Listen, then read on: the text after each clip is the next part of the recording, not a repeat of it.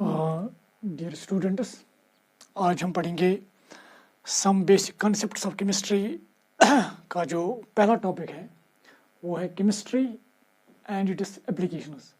So let us start with the topic that is chemistry.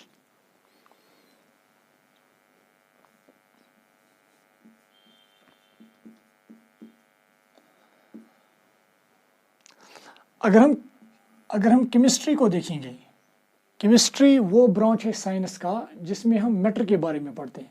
तो chemistry में हम discuss क्या करते हैं, दैट इज मैटर. तो इसका मतलब ये हुआ कि जब भी हम मैटर के बारे में पढ़ेंगे, that means we are studying chemistry. Now the question is what is matter. Matter किसको कहेंगे हम? इनफैक्ट वो हर कोई चीज जिसका वजन होगा और जो स्पेस ऑक्यूपाई करता हो, दैट इज कॉल्ड मैटर. अगर मैं इसकी डेफिनेशन यहां पे लिखूं, anything which has mass and occupies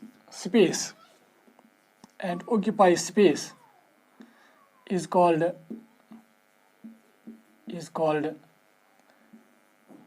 matter.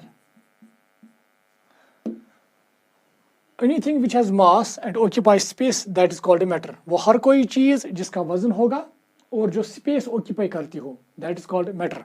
For example, अगर हम इसकी एक एग्जाम्पल लिखेंगे यहाँ पे, फॉर एग्जाम्पल चॉक. जो चॉक है वो है मैटर की एक एग्जाम्पल है. तो मैटर होने के लिए एक तो इसका मास होना चाहिए और दूसरी बात, it should occupy the space. मैं ये समझाने की कोशिश करूंगा यहाँ पे. फॉर एग्जाम्पल, अगर मेरे पास एक डब्बा होगा, एक खाली डब्बा होगा, लेट इस खाली डब्बे का वजन जो है, लेट इट इज 100 ग्राम. चलो इसका जो मास है वो 100 ग्राम है. और मेरे पास यहाँ पे बहुत सारे चाक हैं.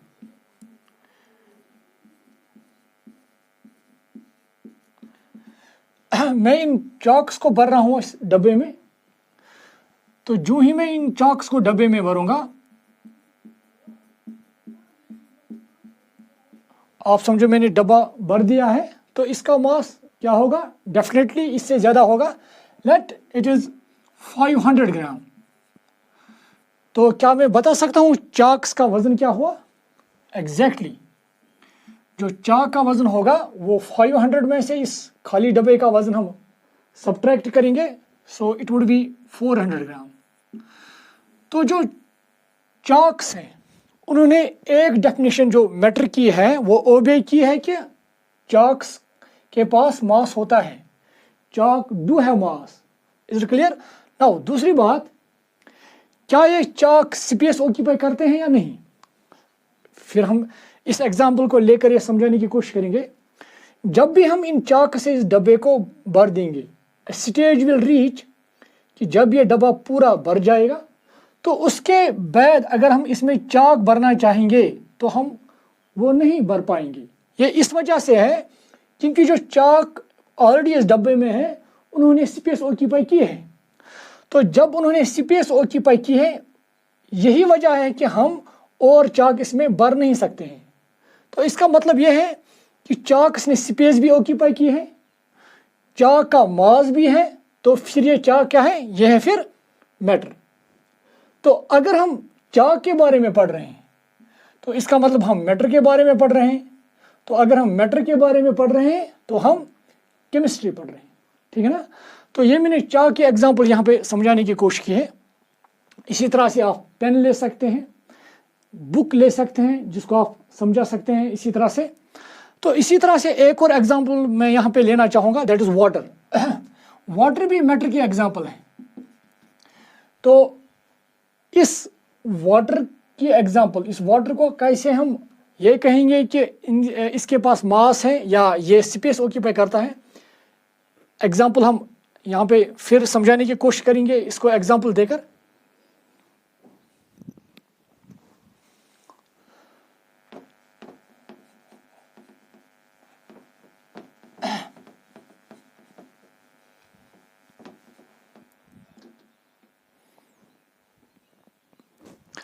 अगर मेरे पास एक गिलास होगा,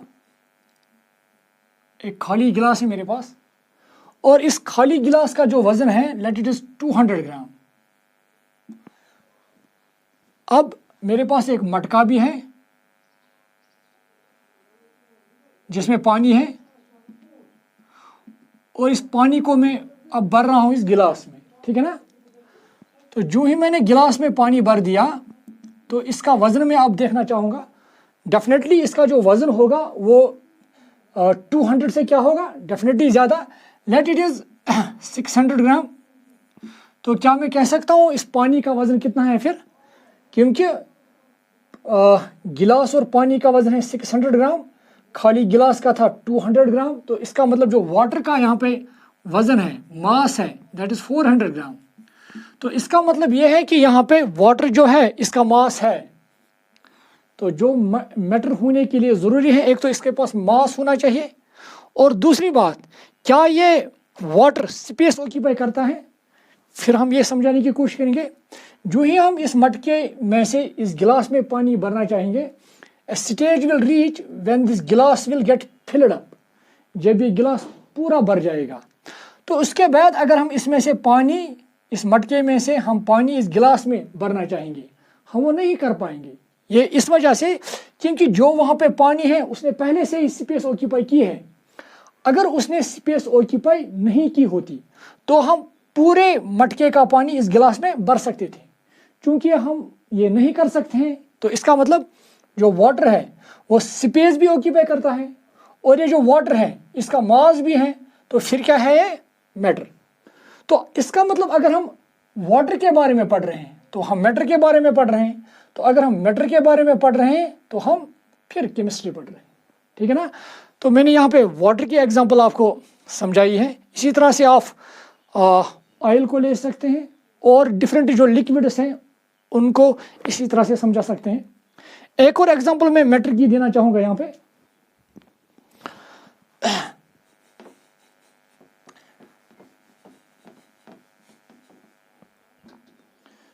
एक और एग्जांपल मैं यहाँ पे मैटर की देना चाहूँगा, that is LPG gas, liquefied petroleum gas.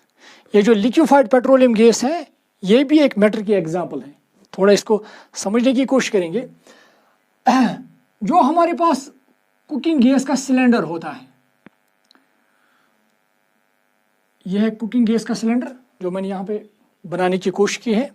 आप जब इसमें गैस ख़त्म होता है तो अगर आप इसको उठाने की कोशिश करोगे, पॉसिबिलिटी है कि आप इसको ऊपर उठा सकते हैं, पर जो ही इसमें आप गैस भरोगे, जब इसमें गैस भरा जाता है तो व्हाट विल हैपन, जो इसका मास होता है वो बहुत ही ज़्यादा होता है, ये बहुत ही भारी होता है। तो एक पॉइंट तो क्लियर है कि जो इसमें गैस था, एलपीजी गैस, उसका मास है, तो मास तो क्लियर है।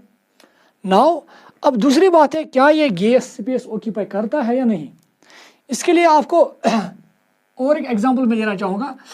आमतौर पे जो घर में हम लाइटिंग पर्पज़ के लिए जो गैस सिलेंडर इस्तेमाल करते हैं वो कंपैरेटिवली छोटे होते हैं। तो ये समझो आप, ये एक छोटा सिलेंडर है जो लाइटिंग पर्पज़ के लिए हमें चाहिए। तो जब इसमें गैस ख़त्म होती है तो हम दुकानदार के पास जनरली जाते हैं इसमें गैस भरने के लिए। तो वो क्या करता है, वो इस बड़े सिलेंडर को इस छोटे सिलेंडर के ऊपर रखता है कुछ टाइम के लिए, 1 मिनट के लिए या 2 मिनट के लिए। तो 2 मिनट के बाद वो इस बड़े सिलेंडर को इससे उठाता है। इसका मतलब है कि 2 मिनट या 1 मिनट में इस छोटे सिलेंडर में जो गैस भरा है इसने पूरी स्पेस ऑक्यूपाई की है। अगर उस गैस ने स्पेस ऑक्यूपाई नहीं की होती तो वो इस बड़े सिलेंडर के पूरे गैस को इसमें भर सकता था, मगर चूंकि हम ये नहीं कर सकते हैं, हम ये कर नहीं पाते हैं, तो इसका मतलब ये जो गैस है इसने स्पेस भी ऑक्यूपाई की है। अदरवाइज अगर इसने स्पेस नहीं ऑक्यूपाई की होती तो हम फिर पूरे सिलेंडर को इस छोटे सिलेंडर में भर सकते हैं। चूंकि हम ये नहीं कर सकते हैं तो इसका मतलब ये गैस स्पेस भी ऑक्यूपाई करता है। तो इस गैस का मास भी है, ये स्पेस भी ऑक्यूपाई करता है, तो फिर क्या है, मैटर। तो अगर हम एलपीजी के बारे में पढ़ रहे हैं तो हम मैटर के बारे में पढ़ रहे हैं, तो अगर हम मैटर के बारे में पढ़ रहे हैं तो हम केमिस्ट्री पढ़ रहे हैं। तो मैंने यहाँ पे एलपीजी गैस की एक एग्जांपल दी। इसी तरह से आप कार्बन डाइऑक्साइड गैस की एग्जांपल समझा सकते हैं। इसी तरह से आप एयर की एग्जांपल समझा सकते हैं। और भी जो एग्जांपल्स हैं मैटर के वो आप समझा सकते हैं। So this was about matter. No, अब हम ये कहेंगे जब भी हम मैटर के बारे में पढ़ेंगे हम केमिस्ट्री पढ़ते हैं। नाउ द क्वेश्चन इज, हम मैटर के बारे में पढ़ते क्या हैं केमिस्ट्री में? तो मैं कोशिश करूंगा वही समझाने की। नाउ आप इसको कॉपी कीजिए प्लीज।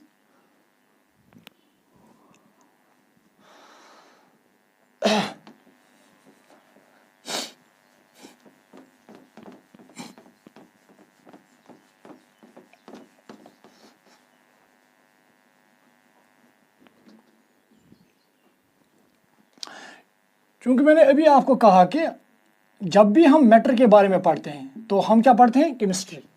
नो, अब क्वेश्चन है हम मैटर के बारे में पढ़ते क्या हैं? केमिस्ट्री में हम मैटर के बारे में पढ़ते हैं कंपोजिशन।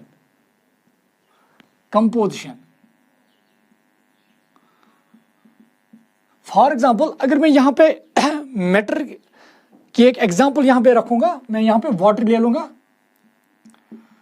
तो इसका मतलब अगर मैं वाटर के बारे में पढ़ रहा हूं, मैं मैटर के बारे में पढ़ रहा हूं, तो अगर मैं मैटर के बारे में पढ़ रहा हूं तो हम केमिस्ट्री पढ़ रहे हैं, ठीक है ना। तो नाउ एक चीज जो मैटर के बारे में हम पढ़ते हैं केमिस्ट्री में वो है दैट इज कंपोजिशन। मतलब ये जो मैटर है ये किस किस एलिमेंट का बना है और कौन सा एलिमेंट इसमें कितना है। जैसे कि अगर आप यहाँ पे वाटर देखेंगे, वाटर बना होता है हाइड्रोजन का और ये बना होता है ऑक्सीजन का।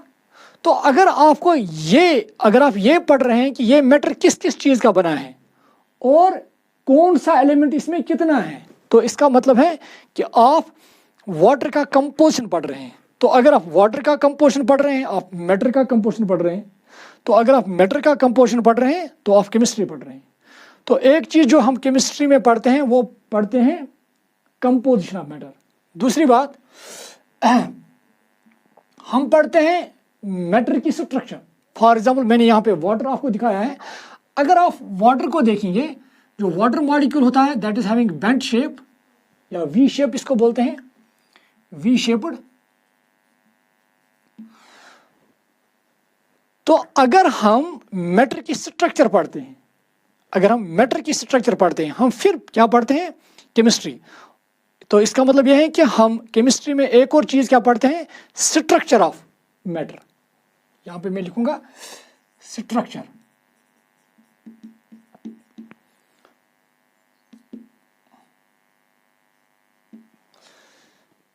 तीसरी बात जो हम केमिस्ट्री में पढ़ते हैं that is properties of matter. अगर हम इस मैटर की प्रॉपर्टीज पढ़ें, तो जब भी हम मैटर की प्रॉपर्टीज पढ़ेंगे हम उस वक्त भी क्या पढ़ते हैं, केमिस्ट्री। तो एक और चीज जो हम केमिस्ट्री में पढ़ते हैं दैट इज प्रॉपर्टीज ऑफ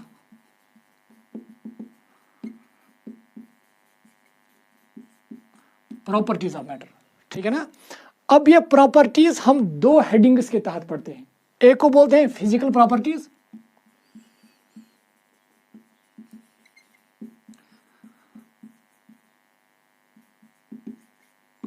तो पहले मैं फिजिकल प्रॉपर्टीज के बारे में ही यहाँ पे बताना चाहूँगा। फिजिकल प्रॉपर्टीज वो प्रॉपर्टीज होते हैं जहाँ पे केमिकल कंपोजिशन जो होता है वो सेम रहता है, सिंपली जो इसकी एक्सटर्नल अपीयरेंस जो होती है वो चेंज होती है। फॉर एग्जांपल अगर आपके पास वाटर है और ये वाटर लिक्विड फॉर्म में है, आपने इसका टेम्परेचर डिक्रीज किया, आपने इसको फ्रिज में रखा, ठीक है ना, टेम्परेचर डिक्रीज करके व्हाट विल हैपन, ये जो वाटर है इट विल सिंपली सॉलिडिफाई, ये सॉलिड में तब्दील होगा। तो यहाँ पर भी वाटर का कंपोजिशन H2O ही है और यहाँ पर भी वाटर का कंपोजिशन H2O ही है, तो कंपोजिशन तो सेम रहा, सिंपली ये लिक्विड से सॉलिड में चला गया। जब भी मैटर किसी चेंज के दौरान, जब भी मैटर का कंपोजिशन सेम रहेगा, सिंपली इसकी फिजिकल अपीयरेंस चेंज होगी, तो हम ऐसी चेंज को कहते हैं हम उसको बोलते हैं इसकी फिजिकल प्रॉपर्टी, या हम इसको एक और नाम से भी जानते हैं, that is called, it is also called physical change. इसको फिजिकल चेंज भी कहते हैं, फिजिकल चेंज, ठीक है ना।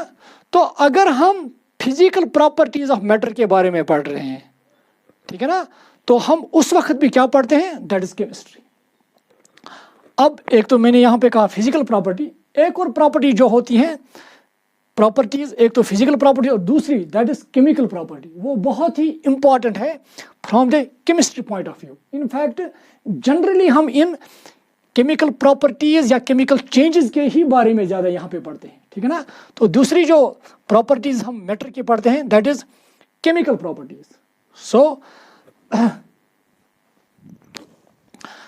Now the next is that is chemical properties.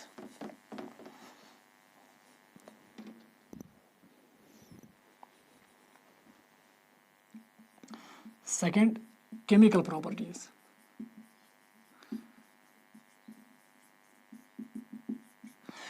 Chemical property, या इसको एक और नाम से भी जाना जाता है, और केमिकल चेंज, केमिकल चेंज, या ऑफ एक और केमिकल रिएक्शन भी इसको कहते हैं, केमिकल रिएक्शन। चाहे हम केमिकल प्रॉपर्टीज ऑफ मैटर पढ़ेंगे या केमिकल चेंज पढ़ेंगे इस मैटर की, या इसकी केमिकल रिएक्शन पढ़ेंगे, तो सभी जो तरीके हैं इसका एक ही मतलब है, that is we are discussing, we are studying it is chemical properties. और जब भी हम मैटर की केमिकल प्रॉपर्टीज या केमिकल चेंज या केमिकल रिएक्शन के बारे में पढ़ते हैं, तो उस वक्त भी हम क्या पढ़ते हैं, chemistry. Now the question is what is chemical properties या केमिकल चेंज और केमिकल रिएक्शन। केमिकल चेंज या केमिकल रिएक्शन ये वो प्रोसेस है जब मैटर, अगर आपके पास मैटर होगा, ये कोई नया चीज़ बनाएगा, और जो नया चीज़ बनाएगा उसकी प्रॉपर्टीज डिफरेंट होगी उस चीज़ से जिससे वो बना है। फॉर एग्जाम्पल, मैं यहाँ पे एग्जाम्पल देना चाहूँगा।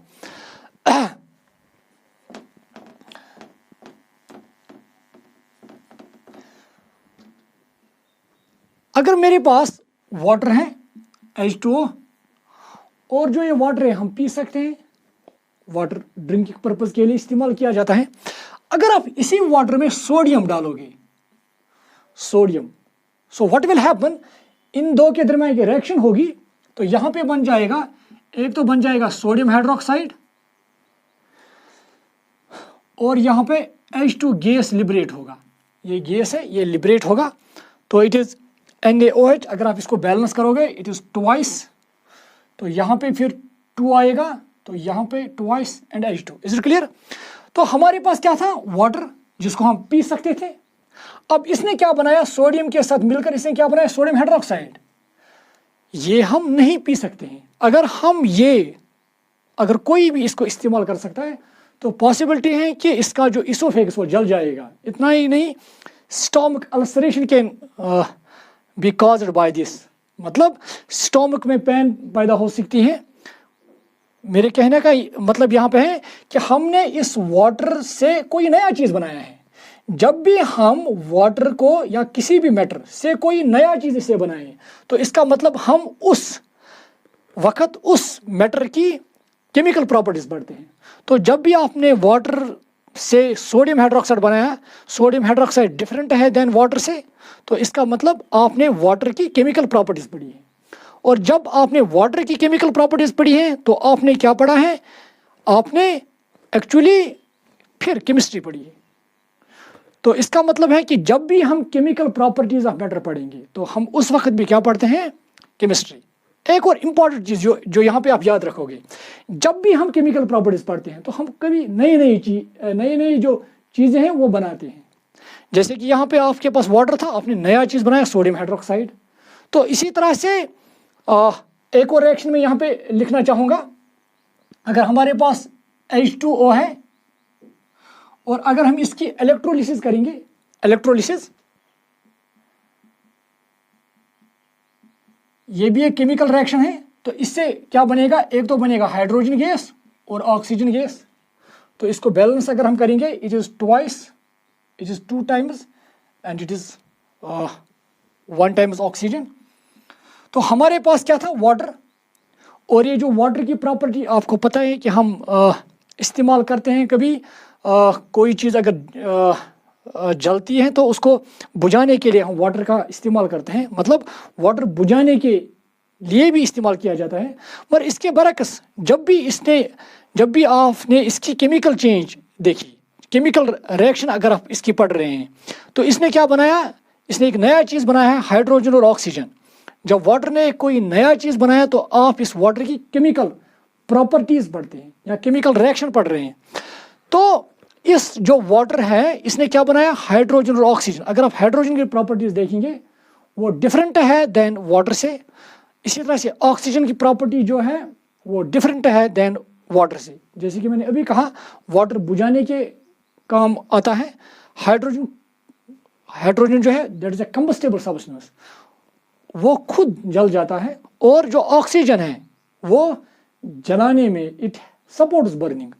तो यहाँ पे एक नई चीज़ बनी है। तो जब भी हम कोई नया चीज़ बनाएंगे, एक सब्सटेंस को इस्तेमाल करके जब भी हम नया चीज़ बनाएंगे तो हम उस वक्त केमिकल प्रॉपर्टीज़ पढ़ते हैं। तो जब भी हम केमिकल प्रॉपर्टीज़ पढ़ते हैं तो हम उस वक्त भी क्या पढ़ते हैं, केमिस्ट्री। तो अगर हम इसको सम अप करके लिखेंगे तो हम कहेंगे ये जो केमिस्ट्री है, it is a branch of science which deals with composition of matter, which deals with structure of matter, which deals with the properties of matter. Is it clear? तो हम इसको सम अप करके लिखेंगे आप।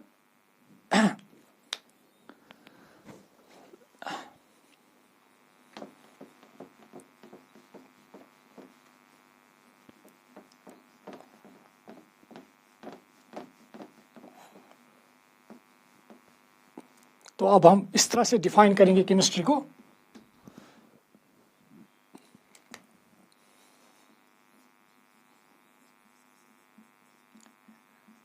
Chemistry is a branch of science which deals with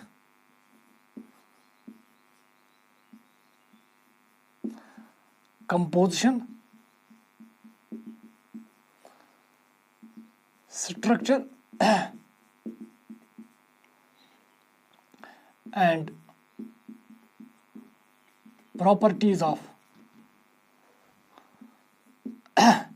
matter and property या chemical properties, वो भी किस में आता है, केमिस्ट्री में। So chemistry is a branch of science which deals with composition, structure and properties of matter. It also deals with laws and principles according to which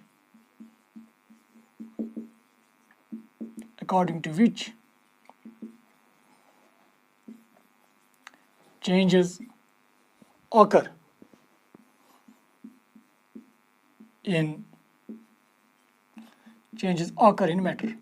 मतलब जो भी चेंजेस आते हैं, जो भी आपने फिजिकल चेंजेस पढ़े हैं या केमिकल चेंजेस, ये चेंजेस रेंडमली नहीं होती हैं, बल्कि ये कुछ रूल्स के तहत आती हैं, ठीक है ना, या ये कुछ रूल्स के अंडर ही होती हैं। फॉर एग्जांपल, जैसे कि मैंने आपको एक एग्जांपल दी थी यहाँ पे, अगर हम वाटर ले लेंगे लिक्विड फॉर्म में, ठीक है ना, तो अगर हम इसका टेम्परेचर डिक्रीज करेंगे, व्हाट विल हैपन, ये वाटर ही रहेगा मगर सॉलिड फॉर्म में। मगर ये जो चेंज होगी, it will obey certain laws, it will obey certain rules. For example, अगर आपने यहाँ पे वाटर जो लिया होगा, let it is we have taken 5 gram water, तो इसकी चेंज आपने कराई कि आपने लिक्विड को सॉलिडिफाई किया। मगर अगर आप इस वाटर को भी देखेंगे, ये एग्जैक्टली 5 ग्राम ही होगा। मतलब ये 5 ग्राम से ज़्यादा होगा और न ये 5 ग्राम से कम होगा। मतलब ये जो चेंज आ गई इसमें, ये एक लॉ ओबे करती है और that law is called a law of conservation of mass. और law of conservation of mass क्या कहता है कि ड्यूरिंग एनी फिजिकल और केमिकल चेंज, अगर आप फिजिकल या केमिकल चेंज की बात करते हैं तो मास आफ्टर चेंज, चेंज के बाद जो मास होगा that would be equal to mass before change. मतलब mass after change and mass before change that would be equal. मतलब यहाँ पे न मास ज़्यादा होगा पहले से और न कम। ये जो लॉ है that is law of conservation of मास। इसी तरह से जो भी मैटर में फिजिकल या केमिकल चेंजेस आते हैं, ये और भी कुछ रूल्स को ओबे करते हैं, कुछ और भी प्रिंसिपल्स को फॉलो करते हैं। अगर हम उन रूल्स या प्रिंसिपल्स को भी पढ़ते हैं तो उस वक्त भी हम क्या पढ़ते हैं, केमिस्ट्री। तो इसी वजह से मैंने एक और लाइन यहाँ पे ऐड की है, अगर आप देखेंगे। So chemistry is a branch of science which deals with composition, structure and properties of matter. It also deals with laws and principles, जो मैंने अभी कहा, according to which changes occur in matter। जो भी मैटर में changes आती हैं वो कुछ रूल्स के तहत आती हैं, कुछ प्रिंसिपल्स के तहत आती हैं। अगर आप वो रूल्स या प्रिंसिपल्स पढ़ते हैं तो आप फिर क्या पढ़ रहे हैं, केमिस्ट्री। ठीक है ना। सो ये थी definition regarding chemistry।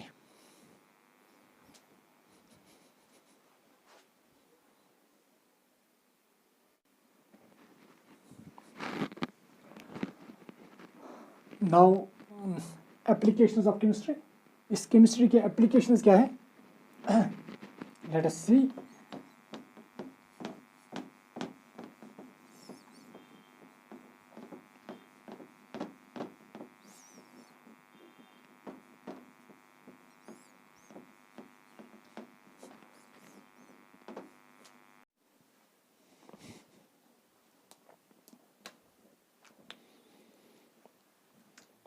Now importance of chemistry।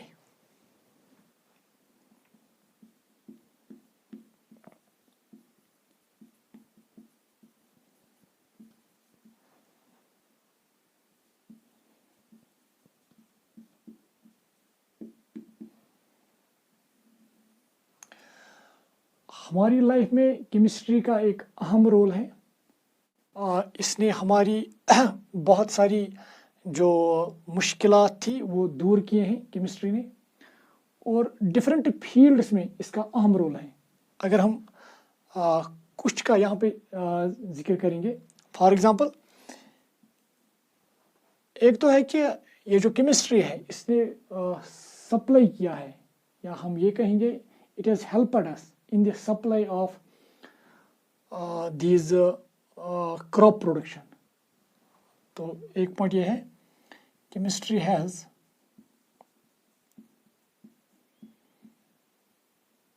helped us in the chemistry has helped us in the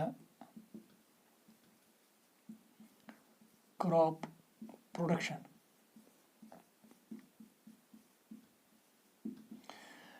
actually crop production हमने केमिस्ट्री के ज़रिए कैसे इंक्रीज़ की है। एक्चुअली केमिस्ट्री ने हमें कुछ केमिकल कंपाउंड्स दिए हैं और वो केमिकल कंपाउंड्स एज फर्टिलाइज़र्स के तौर पर इस्तेमाल होते हैं। और जब हम फर्टिलाइज़र्स इस्तेमाल करते हैं तो उससे क्या होता है कि जो हमारा क्रॉप प्रोडक्शन होता है कि वो हम इंक्रीज़ करते हैं। जैसे कि जो वेल नोन फर्टिलाइज़र्स हैं जो हम केमिस्ट्री की बदौलत ही बनाते हैं। एक्चुअली ये फर्टिलाइज़र्स क्या होते हैं, ये केमिकल कंपाउंड्स होते हैं जो हम केमिकल रिएक्शंस के ज़रिए बनाते हैं। सो मैं यहाँ पे लिखना चाहूँगा, chemistry has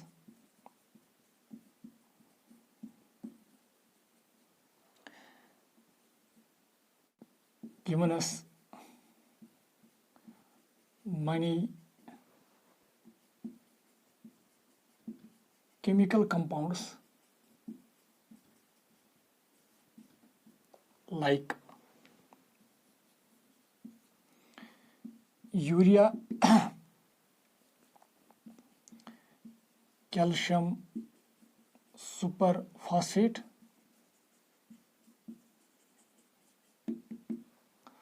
sodium nitrate,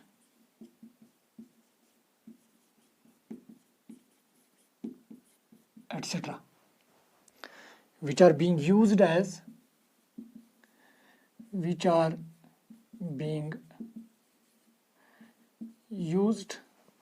as fertilizers. As such, they have increased the crop production. For example मैं कोशिश करूँगा इसको और इलाबरेट करने की। अगर हमारे पास एक लैंड का एक हिस्सा है और इस लैंड के इस हिस्से से हम कोई क्रॉप प्रोड्यूस कर रहे हैं, लेट 40 kg, तो with the help of chemistry what we did, अगर हम इस लैंड में अब फर्टिलाइजर्स इस्तेमाल करेंगे जो हम केमिस्ट्री से ही बनाते हैं, केमिस्ट्री की मदद से ही बनाते हैं, उन फर्टिलाइजर्स की वजह से हमने ये क्रॉप प्रोडक्शन हम इंक्रीज कर सकते हैं। फॉर एग्जांपल हम ये लेट 40 से 70 kg इंक्रीज कर सकते हैं। तो इसका मतलब जो ये ज़मीन का ये हिस्सा जो हमें 40 kg कोई क्रॉप दे रहा था, अब हमने 70 kg क्रॉप वहाँ से प्रोड्यूस किया है by using these chemicals like urea, calcium super phosphate और सोडियम नाइट्रेट।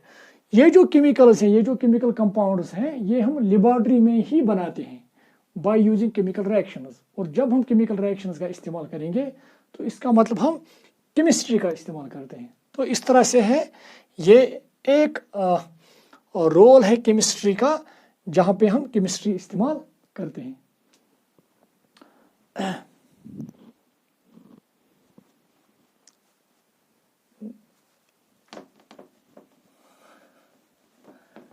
एक और पॉइंट यहाँ पे मैं लिखूंगा।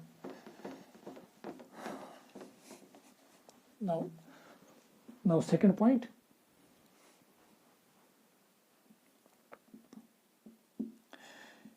chemistry has contributed to our better health.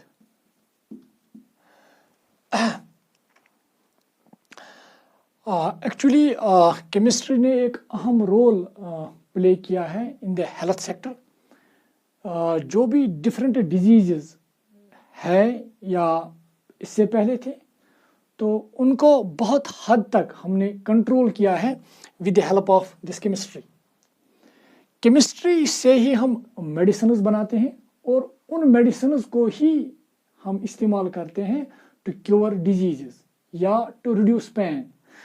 जो कुछ बड़े डेंजरस जो डिजीज़ हैं लाइक कैंसर है, इसी तरह से एड्स है, कुछ ऐसे डिजीज़, इनके लिए भी हमने केमिस्ट्री की बदौलत ही कुछ ऐसे मेडिसिन तैयार किए हैं जो हम इनको ट्रीट करने के लिए इस्तेमाल करते हैं। फॉर एग्जांपल यहाँ पे मैं कुछ का जिक्र करना चाहूँगा।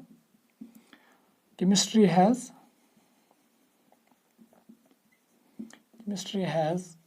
given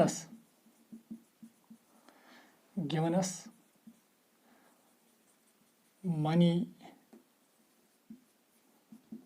medicines or drugs by which we have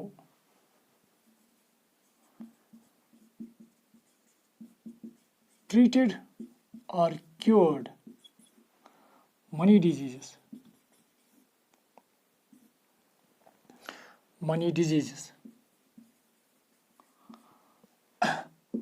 Further, we have also treated some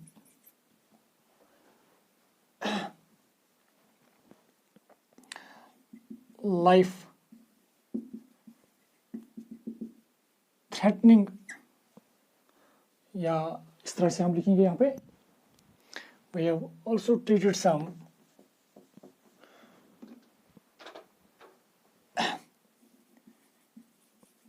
dangerous diseases like cancer, AIDS, etc. by using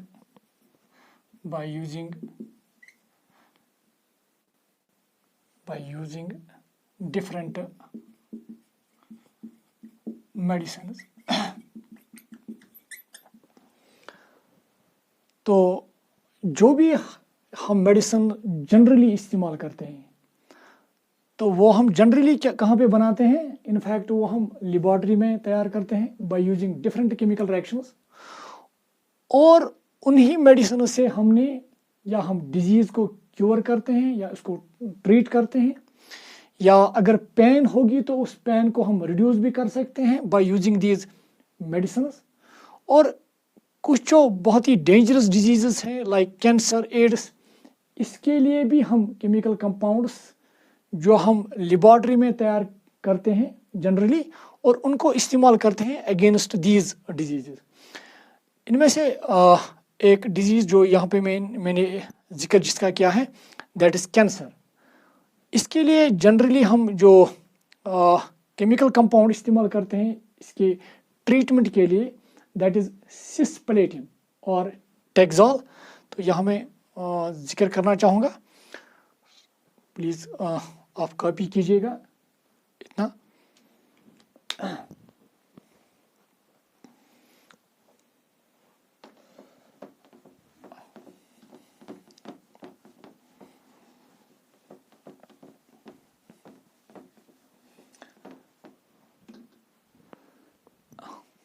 जो कैंसर है, cancer is treated by using cisplatin.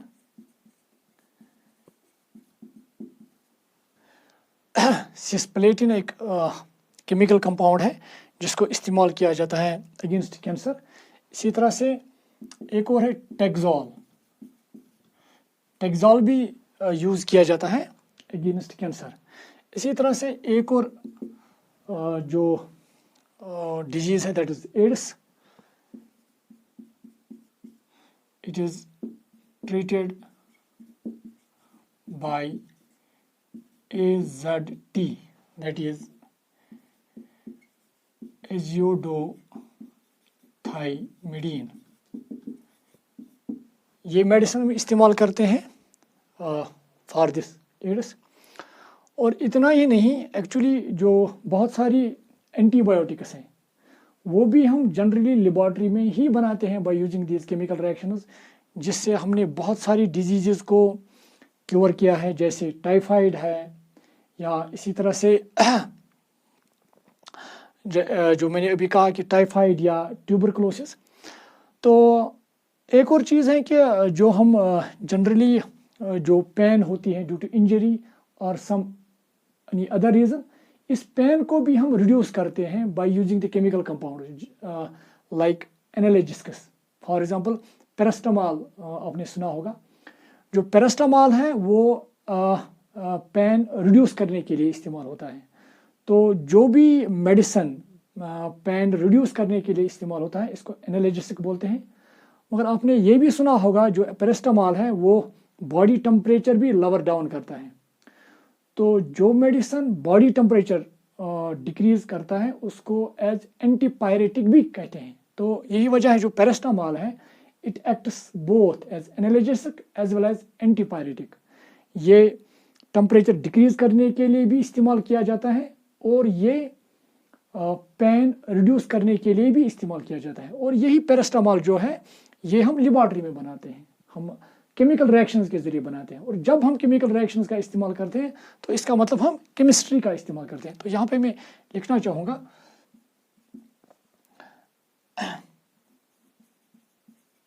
पैरास्टामॉल is used to reduce pain or lower down body temperature. तो जो medicine pen को reduce करते हैं इनको क्या बोलते हैं? They are called analgesics. यहाँ पे मैं लिखूंगा दे आर कॉल्ड एनाल्जेसिक्स. और जो बॉडी टेम्परेचर लोअर डाउन करें, lower down the body temperature, they are called antipyretics. ऐसे मेडिसिन को हम एंटीपायरेटिक्स कहते हैं. एंटीपायरेटिक्स. ये जो पैरास्टामॉल है मैंने अभी आपको कहा कि ये भी हम केमिकल रिएक्शंस के ज़रिए ही बनाते हैं. तो इस तरह से यहाँ पर भी केमिस्ट्री की इम्पोर्टेंस है. नाउ मैं यहाँ पे मैं कोशिश करूँगा कि ये जो सिस्प्लेटिन है एक्चुअली ये आप याद रखिएगा. ऐसे क्वेश्चंस पूछे जाते हैं कॉम्पिटिटिव एग्जाम्स में. या पैरास्टामॉल भी आप याद रखिएगा कि it acts as both analgesic as well as antipyretic. तो यहाँ पे मैं थोड़ा इसका जिक्र करूँगा सिस्प्लेटिन के बारे में.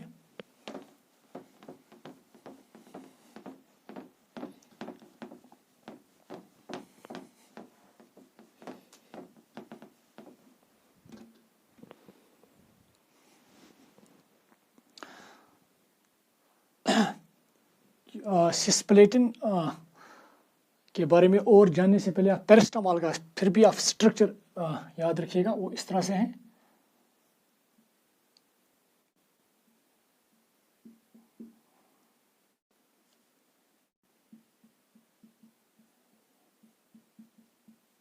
It's like this. इसको पैरास्टामॉल, इट इज कॉल्ड पैरास्टामॉल.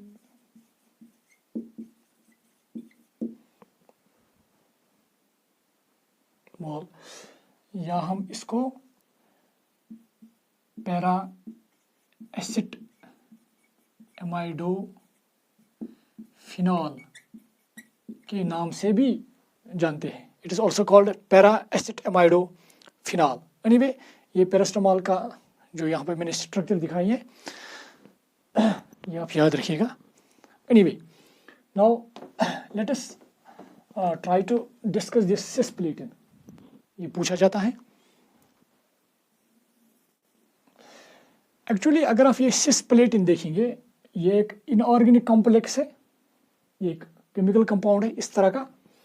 यहाँ पे प्लेटिनम है और यहाँ पे अमोनिया मॉलिक्यूल्स 2 हैं और ये Cl और इस तरह से Cl. ये है सिस्प्लेटिन की स्ट्रक्चर जो आप देखेंगे. अगर आप यहाँ पे देखेंगे यहाँ पे 2 क्लोरीन एडजेसेंट है या 2 अमोनिया एडजेसेंट है. इसी को सिस्प्लेटिन बोलते हैं. इसकी स्क्वायर प्लेनर स्ट्रक्चर है. अगर आप इसको ऐसे देखेंगे PT NH3 Cl जब सिमिलर ग्रुप्स एडजेसेंट होंगे तो इसके लिए हम एक नॉमेनक्लेचर में एक टर्म इस्तेमाल करते हैं दैट इज कॉल्ड सिस. चूंकि ये प्लेटिन कॉम्प्लेक्स इसको बोलते हैं. एक्चुअली ये प्लेटिन कॉम्प्लेक्स है यहाँ पर भी और यहाँ पर भी. यहाँ पे सिमिलर ग्रुप्स एक ही साइड में है तो इस वजह से इसको ही बोलते हैं सिस्प्लेटिन. और यहाँ पे जो सिमिलर ग्रुप्स हैं वो अपोजिट हैं. आप देखिए क्लोरीन और क्लोरीन यहाँ पे अपोजिट हैं या अमोनिया ये भी प्लेटिनम का ही कॉम्प्लेक्स है. अगर आप कंपोजिशन देखेंगे दोनों में 2 Cl यहाँ पर भी हैं, यहाँ पर भी है 2 Cl. अमोनिया 2 मॉलिक्यूल्स यहाँ पर भी हैं, यहाँ पर भी हैं. एक प्लेटिनम यहाँ पर भी, यहाँ पर भी. मगर यहाँ पे जो सिमिलर ग्रुप्स हैं वो अपोजिट हैं. इसको बोलते हैं ट्रांसप्लेटिनम. ट्रांसप्लेटिन, इट इज ट्रांसप्लेटिन. जो ये ट्रांसप्लेटन है ये यूज़ नहीं होता है अगेंस्ट कैंसर। जो कैंसर के लिए यूज़ होता है for the treatment of cancer, that is this. ये आप याद रखिएगा। आपको कभी स्ट्रक्चर के तौर पर भी ये पूछा जा सकता है कि इस तरह से कम्प्लेक्स को दिखाया जाएगा, आपको बताना होगा कि इन कम्प्लेक्स में कौन सा कम्प्लेक्स यूज़ होता है अगेंस्ट कैंसर, ठीक है ना। ये आप याद रखिएगा। नाउ एक्चुअली जो ये सिस्प्लेटिन है, how it controls this cancer. Actually क्या होता है कि पहले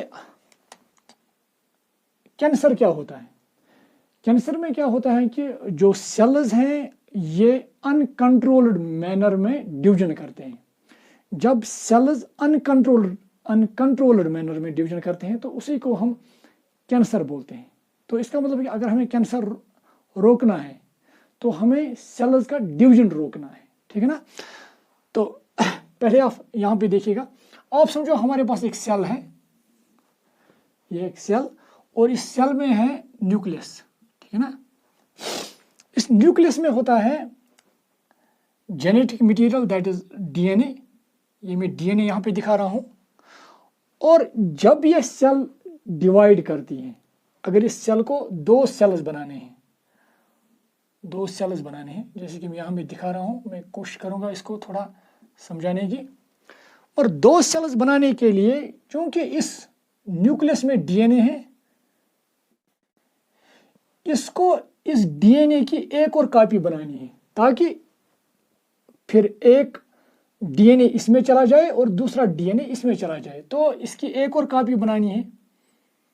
मतलब अगर मैं इस तरह से, ये एक डीएनए था, इसको एक और कॉपी बनानी है इस तरह से, मतलब एक को दो बनानी है ताकि एक इसमें चला जाए और दूसरा यहाँ पे। जब डीएनए अपनी कॉपी बनाता है, दैट प्रोसेस कॉल्ड रेप्लिकेशन। ये आप याद रखिएगा, दैट इज कॉल्ड रेप्लिकेशन। तो जब डीएनए अपनी डुप्लीकेट कॉपी बनाता है, मतलब जब डीएनए, मतलब फॉर एग्जाम्पल एक डीएनए से दो डीएनए बन गए अब, तो दैट इज कॉल्ड रेप्लिकेशन। अब एक डीएनए इस सेल में चला जाएगा और दूसरा डीएनए इस सेल में चला जाएगा। इस तरह से एक सेल से दो सेल्स बन जाएंगे, मतलब सेल डिवीजन होगा। अगर समहाउ हम इस जो डीएनए है इसकी रेप्लिकेशन को स्टॉप करेंगे तो ऑटोमेटिकली डीएनए बनना स्टॉप होगा। और जब डीएनए नहीं बनेगा तो ऑटोमेटिकली जो सेल डिवीजन होगा वो नहीं हो पाएगा, फिर सेल डिवाइड नहीं करेगी। तो यही इनफैक्ट होता है बाय दिस सिस्प्लेटिन। एक्चुअली क्या होता है सिस्प्लेटिन से होता क्या है, ये जो डीएनए होता है जो एक्चुअली जिसको रेप्लिकेशन करना पड़ता है, आप समझो मैं यहाँ पे डीएनए, मैं कोशिश करूँगा थोड़ा डीएनए, ये डीएनए जो मैं नई से बनाऊंगा यहाँ पे,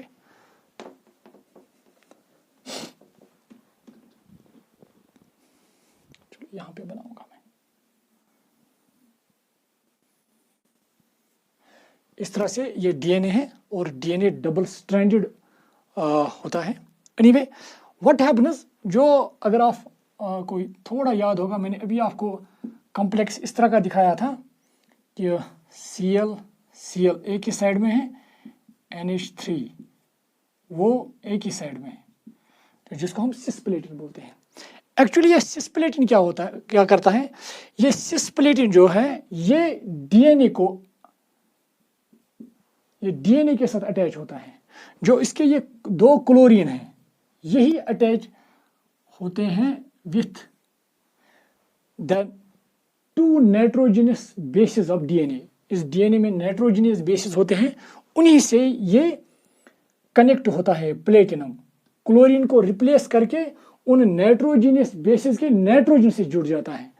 तो ये हो गया यहाँ पे एज सच अमोनिया, इस तरह का अमोनिया, जो अगर आप यहाँ पे देखेंगे इस तरह से ये दो अमोनिया मॉलिक्यूल्स मैंने ऐसे ही दिखाए।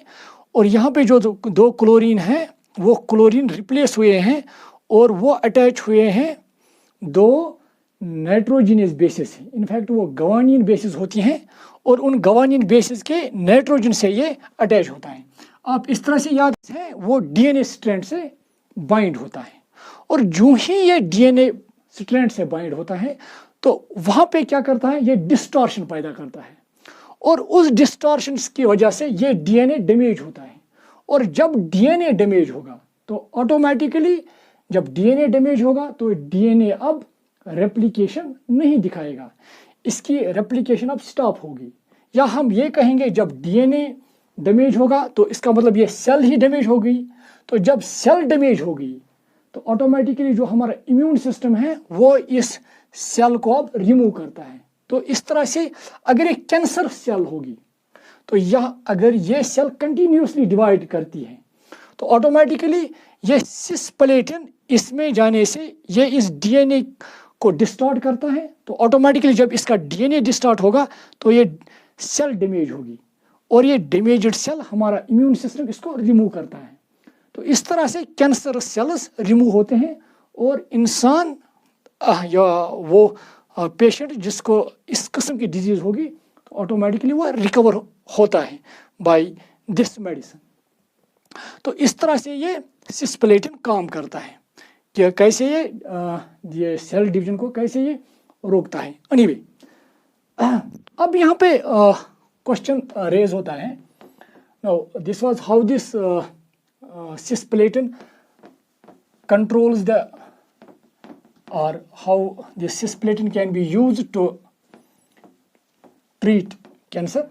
ना अब यहाँ पे एक क्वेश्चन रेज होता है, अगर सिस्प्लेटिन जो मैं अभी यहाँ पे फिर दिखा रहा हूँ इस कॉम्प्लेक्स, अब जो ये सिस्प्लेटिन है अगर ये डीएनए को डिस्टॉर्ट करता है, क्या ये नॉर्मल सेल्स को भी डिस्टॉर्ट करेगा? डेफिनेटली। इनफैक्ट जनरली क्या होता है, ये सिस्प्लेटिन जब सिस्प्लेटिन दिया जाता है, इनफैक्ट ये जनरली इंजेक्शन के तौर पर ही दिया जाता है, तो ये जनरली उन सेल्स को अटैक करता है जो एक्टिव होते हैं। एक्टिव मतलब जो ज़्यादा डिवाइड जो डिवीजन में होते हैं, जो डिवाइड या हम कहेंगे जो सेल डिवीजन करते हैं। तो जो कैंसर सेल होती हैं क्योंकि वो अनकंट्रोल्ड डिवीजन में होती हैं, वो अनकंट्रोल्ड ग्रोथ दिखा रही हैं, वो सेल कंटिन्यूसली डिवीजन करती हैं, तो वहाँ पे इस सिस्प्लेटिन का इफेक्ट ज़्यादा होता है। और एक और चीज़, और generally at the time of maturity, जब एक इंसान मैच्योर होता है तो बहुत सारे सेल्स का डिवीजन स्टॉप होता है, बहुत सारे सेल्स का। तो हम कहेंगे जो सेल्स की एक्टिविटी होती हैं वो ऑलमोस्ट स्टॉप होती हैं बहुत सारी जगहों पे। तो जहाँ जहाँ पर इन सेल्स की एक्टिविटी होती है तो वहाँ पर ही ये सिस्प्लेटिन ज़्यादा एक्ट करता है। तो अगर पेशेंट को कैंसर है तो वहाँ पे जो सेल डिवीजन है वो अनकंट्रोल्ड सेल डिवीजन है, तो ऑटोमेटिकली उन सेल्स पे ये अटैक ज़्यादा करेगा। और जहाँ जहाँ पर ये सेल्स ज़्यादा डिवाइड करते हैं तो वहाँ पर भी इसका इफेक्ट देखा गया है। फॉर एग्जांपल जो हमारी डाइजेस्टिव लाइनिंग होती है, जो लाइनिंग होती है डाइजेस्टिव लाइनिंग, तो वहाँ पर भी सेल्स वो कंटिन्यूसली डिवाइड करते हैं, तो वहाँ पर भी इसका असर देखा गया है, साइड इफेक्ट। इसी तरह जो बोन मैरो है वहाँ पर भी सेल्स बनते हैं कंटिन्यूसली, तो वहाँ पर भी ये इफेक्ट दिखाता है। और इसी तरह से जो हेयर हमारे होते हैं वो भी कंटिन्यूसली ग्रो करते हैं, तो हेयर के जो सेल्स होते हैं उन पर भी इसका इफेक्ट हम देखते हैं। अब अगर कोई हेल्दी सेल को ये, फॉर एग्जांपल अगर कोई हेल्दी सेल को ये डैमेज करता है, अगर कोई हेल्दी सेल इससे समहाउ वो डैमेज होती हैं, वो फिर एलिमिनेट होती हैं by our this defence mechanism, मगर उस हेल्दी सेल को नॉर्मल सेल फिर रिप्लेस करती हैं या रिन्यू करती हैं। मगर जो कैंसरस सेल होती हैं जब वो रिमूव एलिमिनेट होती हैं तो ऑटोमेटिकली फिर कैंसरस सेल का फिर कैंसरस सेल बनना मुश्किल है।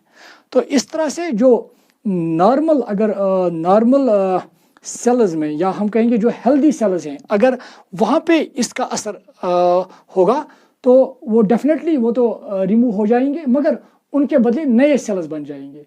यही वजह है कि जो इस मेडिसिन का असर होता है वो कुछ टाइम के लिए हेल्दी सेल्स पर भी होता है मगर विथ टाइम कि वो जो हेल्दी सेल्स हैं वो फिर रिप्लेस होते हैं नए सेल्स से बाय द नॉर्मल सेल्स। तो ऑटोमेटिकली इंसान फिर रिकवर होता है। तो इस तरह से ये सिस्प्लेटिन काम करता है कैंसर को ट्रीट करने के लिए। तो ये था सिस्प्लेटिन हाउ इट वर्क्स।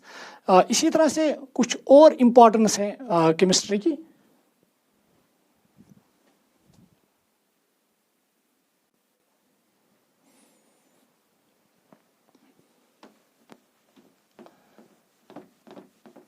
ये था हाउ दिस सिस्प्लेटिन वर्क्स या हम कहेंगे mechanism of action of this cisplatin.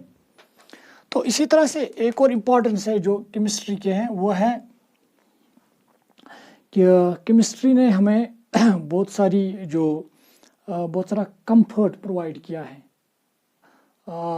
इसने बहुत सारी ऐसी चीज़ें हमें दी है जिससे हम आरामदेह महसूस करते हैं।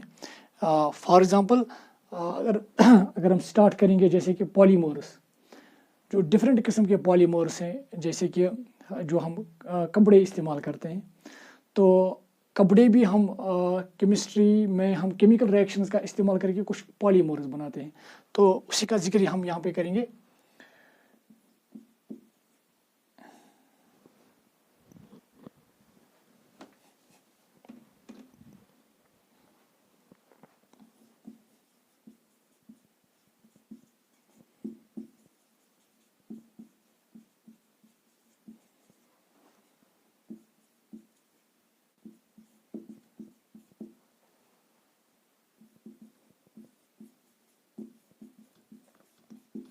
to our lives in many ways। एक तो यहाँ पे मैं जिक्र करूँगा बाई गिविंग पॉलीमर्स, जो पॉलीमर्स होते हैं। तो पहले मैं थोड़ा इन पॉलीमर्स के बारे में कहूँगा तो फिर इसकी इम्पोर्टेंस हम देखेंगे। एक्चुअली अगर हम पॉलीमर्स की बात करेंगे, एक्चुअली पॉलीमर्स है क्या, ये जॉइंट मॉलिक्यूल्स हैं, बड़े बड़े मॉलिक्यूल्स हैं और ये मॉलिक्यूल्स छोटे छोटे मॉलिक्यूल्स ज्वाइन करने से बनते हैं। तो अगर मैं फिर ये लिखूं polymers are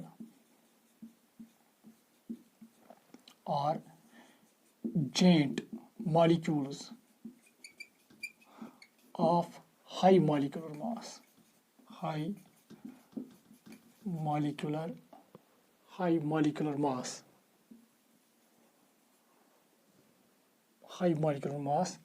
formed by linking small and simple molecules called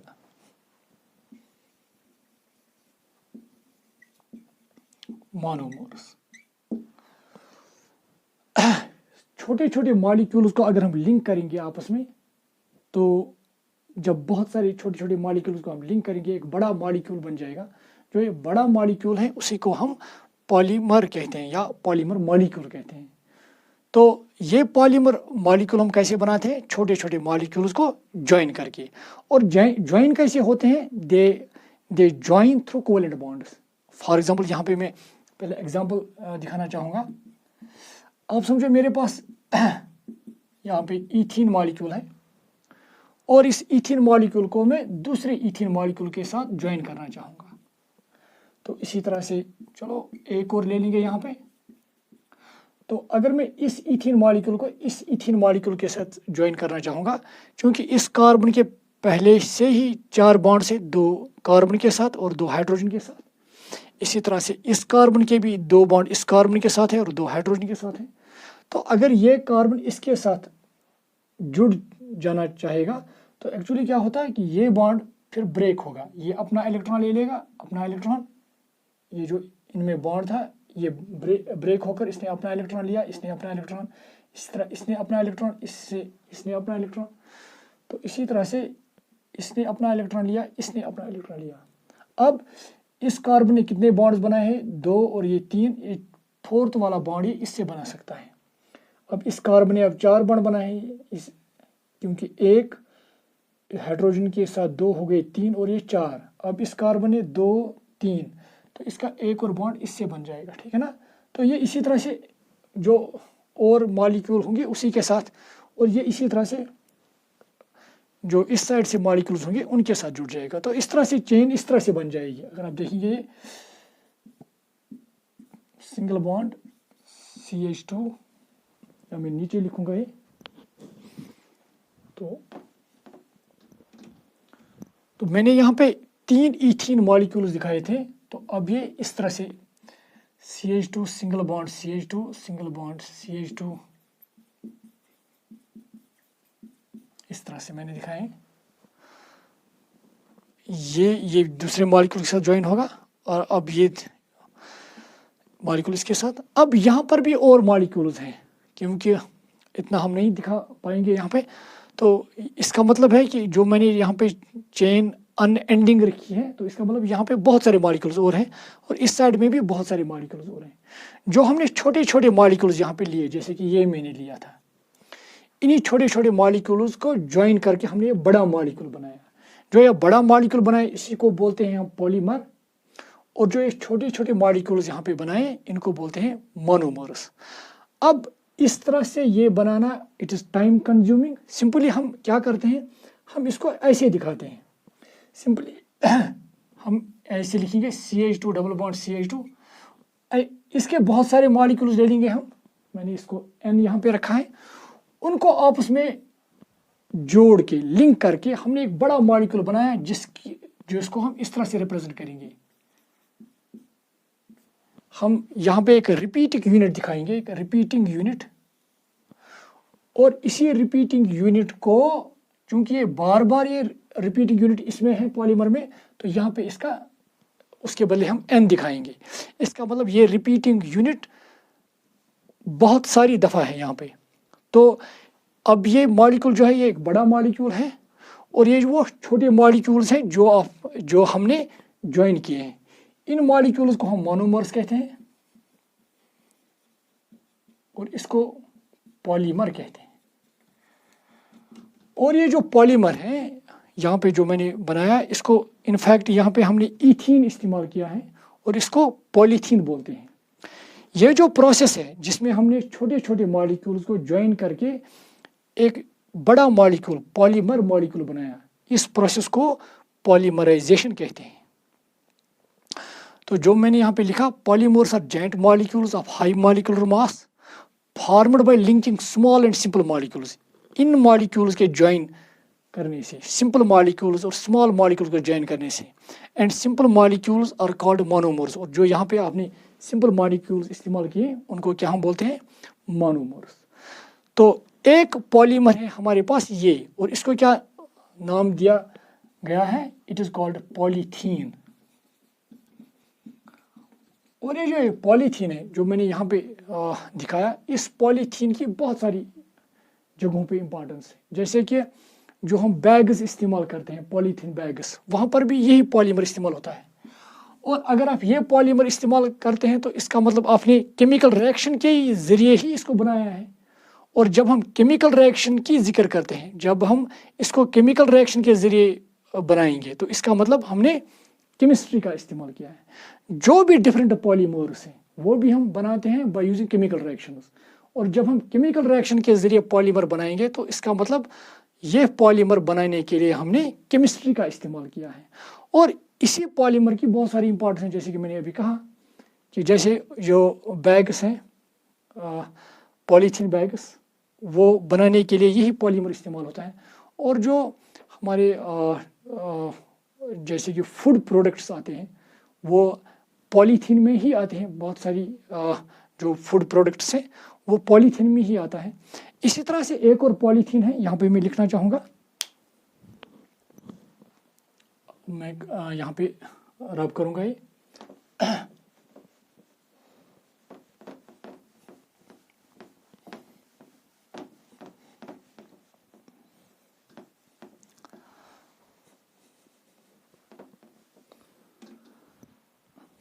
तो एक पॉलीमर की जिक्र मैंने यहाँ पे की है, दैट इज़ पॉलीथीन, जो मैंने दिखाया कैसे बनाया जाता है। और ये पॉलीथीन जो है वो किस लिए इस्तेमाल होता है, फॉर मेकिंग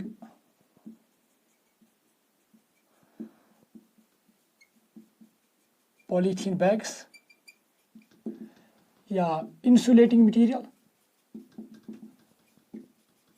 बहुत सारी जगहों पे इंसुलेटिंग मटेरियल पॉलीथीन से ही बनाया जाता है।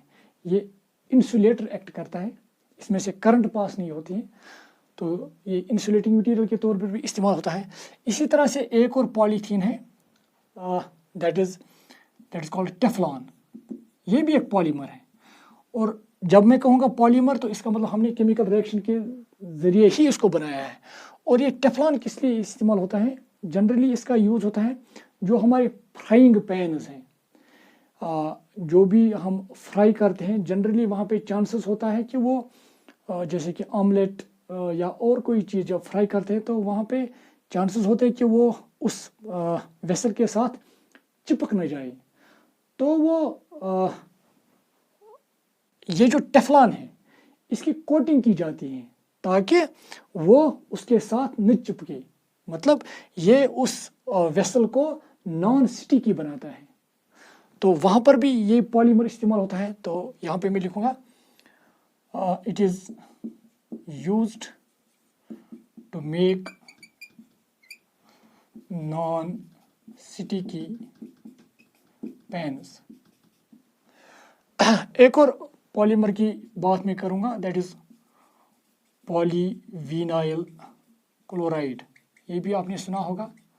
इनफैक्ट इनकी बहुत सारी और भी यूजेस हैं। थोड़ी बहुत मैं यहाँ पे कुछ यूजेस का यहाँ पे मैं जिक्र करूँगा आपके साथ। पॉलीविनाइल क्लोराइड का एक यूज़ ये भी है कि जो हमारी पाइप्स होती हैं जिनमें से पानी लिया जाता है,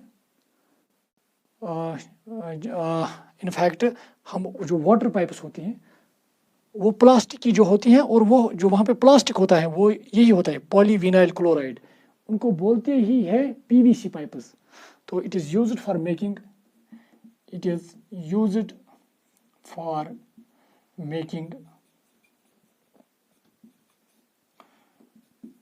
पीवीसी पाइप्स, इसके लिए भी यूज़ होता है। और सारी भी यूजेस है इसके पॉलीविनाइल क्लोराइड का, मगर ये भी है एक और, दैट इज पॉलीविनाइल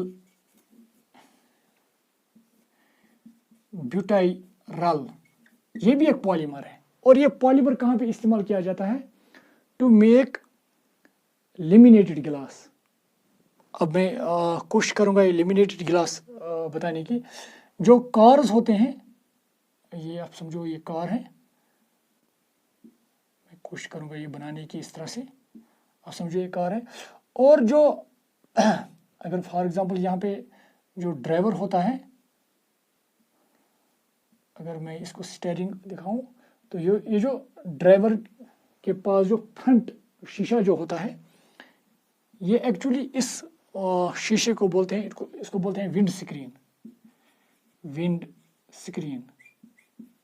और इस विंड स्क्रीन में क्या होता है, ये इसमें लेमिनेटेड गिलास होता है। इसमें एक्चुअली क्या होता है कि इसमें गिलास के 2 शीट्स होते हैं, आप समझो ये 2 शीट्स हैं गिलास के, और इन 2 गिलास के शीट्स के दरमियान एक पॉलीमर होता है, और वो ये पॉलीमर होता है पॉलीविनाइल ब्यूटाइरल। और जब इन 2 के दरमियान, चलो मैं यहाँ पे इस तरह से दिखाऊंगा, आप समझो ये मैंने अब जिसको मैंने शेड किया है, ये आप समझो ये एक पॉलीमर है, और ये पॉलीमर इन 2 गिलास शीट्स के दरमियान लगाया जाता है। तो अब जो ये वहाँ पे गिलास बन जाएगा, अब इन 3 शीट से, दैट इज कॉल्ड लेमिनेटेड गिलास। इसको लेमिनेटेड गिलास कहते हैं, लेमिनेटेड गिलास। और इस लेमिनेटेड गिलास की एक खूबी क्या होती है कि अगर खुदा बचाए कि अगर कहीं पे एक्सीडेंट होता है तो पॉसिबिलिटी है कि ये शीशा ब्रेक होगा, और इस शीशे के ब्रेक होने से अगर एक्सीडेंट की नवीयत कम भी होगी तो ऑलवेज पॉसिबिलिटी है कि शीशा ब्रेक होगा, और उस शीशे के जो पीसेज हैं वो ड्राइवर को ज़ख्मी कर सकते हैं, और जो वहाँ पे और कोई अगर पैसेंजर है तो वो ज़ख्मी हो सकता है। तो ये जो लेमिनेटेड गिलास है ये इसको ब्रेक नहीं होने देता है, जिसकी वजह से आप आमतौर पर देखते हैं कि वो गिलास उस जो आगे वाला शीशा होता है अगर एक्सीडेंट की वजह से या अगर कभी उस पर पत्थर लग जाए तो वहाँ पे क्या होता है, क्रैक्स होते हैं। तो वो क्रैक्स इस वजह से होते हैं कि एक्चुअली ये जो पॉलीमर इसमें इसके दो गिलासेस के बीच में होता है ये इसको गिरने नहीं देता है। और यहाँ पर भी ये विंड स्क्रीन बनाने के लिए भी हम पॉलीमर का ही इस्तेमाल करते हैं। तो ये एक और इम्पोर्टेंस है इसकी। तो मैं यहाँ पे लिखना चाहूँगा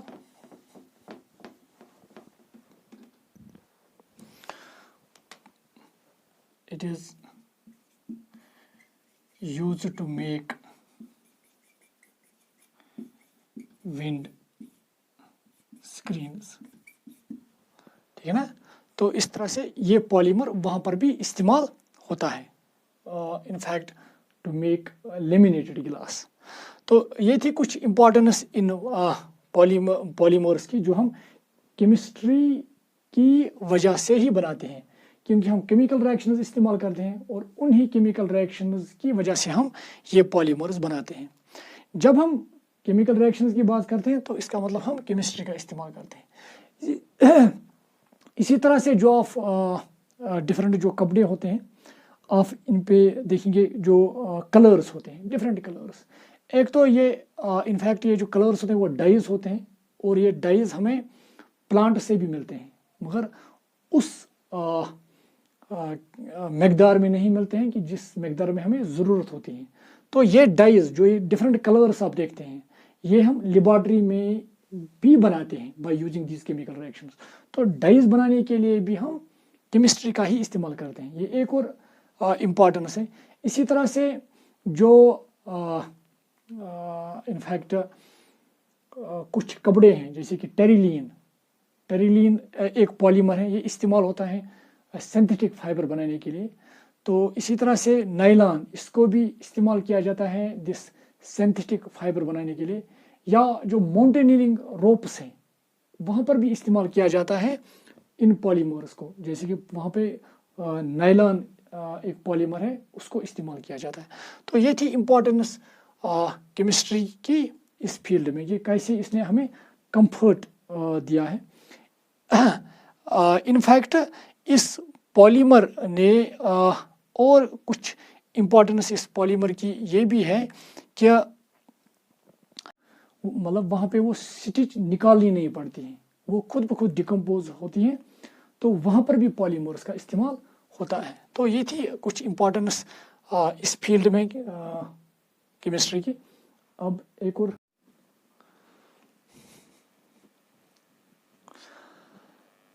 नाउ केमिस्ट्री की एक और जो एप्लीकेशन है वो है दैट इज़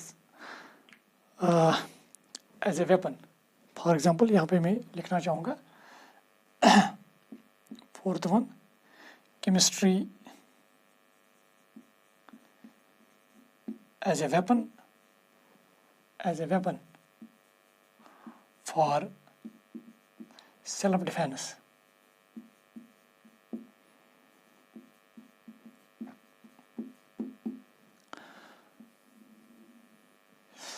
इनफैक्ट ये देखा गया है कि कुछ इंसेक्ट्स वो केमिस्ट्री को इस्तेमाल करते हैं as a weapon for their self defence.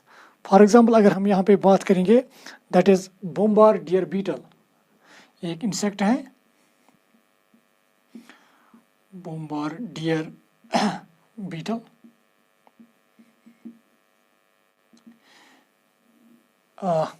Actually अगर हम देखेंगे क्या इसकी थोड़ी मैं इमेज बनाना चाहूँगा, इट्स लाइक दिस।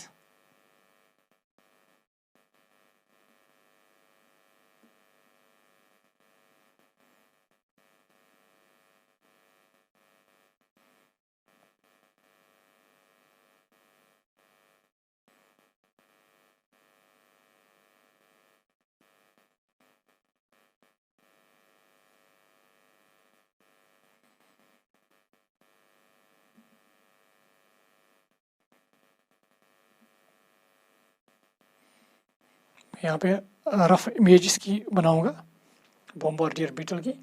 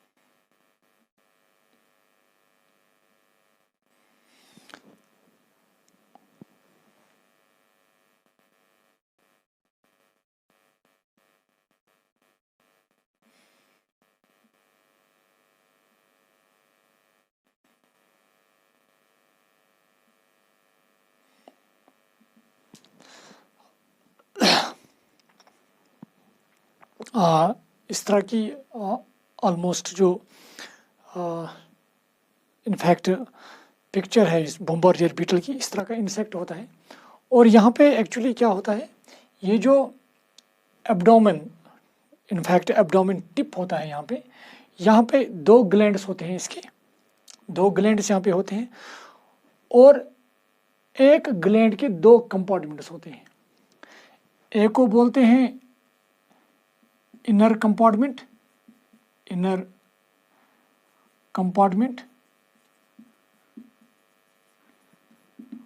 और दूसरा जो होता है दैट इज आउटर कंपार्टमेंट। ठीक है ना। जो ये इनर कंपार्टमेंट होता है, इस यहाँ पे जो ग्लैंड 2 होते हैं, इस एक ग्लैंड के 2 हिस्से हैं। One is called inner compartment and the second one is called outer compartment. Inner compartment में होता है a mixture of chemicals. One is hydroquinone और हाइड्रोजन पेरोक्साइड H2O2, इनका एक्वस सोल्यूशन होता है। और जो आउटर कंपार्टमेंट होता है, इसमें होते हैं एंजाइम्स। तो in fact how this bombardier beetle use this chemistry, कि जब भी इसको प्रेडेटर आता है या कोई ऐसी कोई चीज़ जिससे इसको ये लगता है कि कोई नुकसान पहुंचने का खतरा है इसको, ये क्या करता है, एक्चुअली ये हाइड्रोक्विनोन जो इनर कंपार्टमेंट में होता है, ये इसको भेजता है आउटर कंपार्टमेंट में। आउटर कंपार्टमेंट में एंजाइम्स होते हैं, तो जिसकी वजह से हाइड्रोक्विनोन और हाइड्रोजन पेरोक्साइड इसके दरमियान रिएक्शन होती है। और जो ये रिएक्शन मैं यहाँ पे लिखना चाहूँगा, ये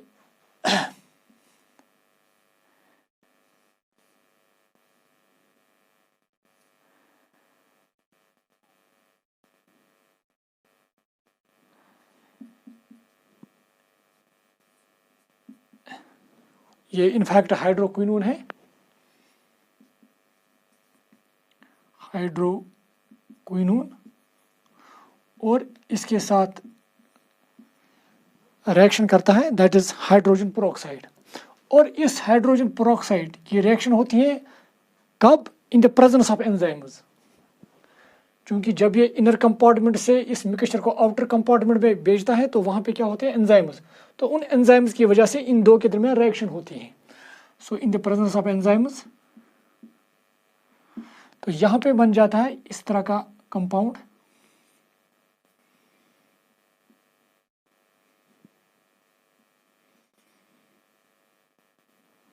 and it is called quinone, और यहाँ पे H2O। अगर आप इसको बैलेंस करोगे तो यहाँ पे 2 हाइड्रोजन है, यहाँ पे 2 हो गए 4, तो यहाँ पे 2 है, दैट मीन्स ट्वाइस। तो अब ऑक्सीजन भी आ गए यहाँ पे 2 टाइम्स। और ये है वाटर, और ये है क्विनोन, इट इज क्विनोन। यहाँ पे मैं इसका नाम लिखना चाहूँगा, क्विनोन।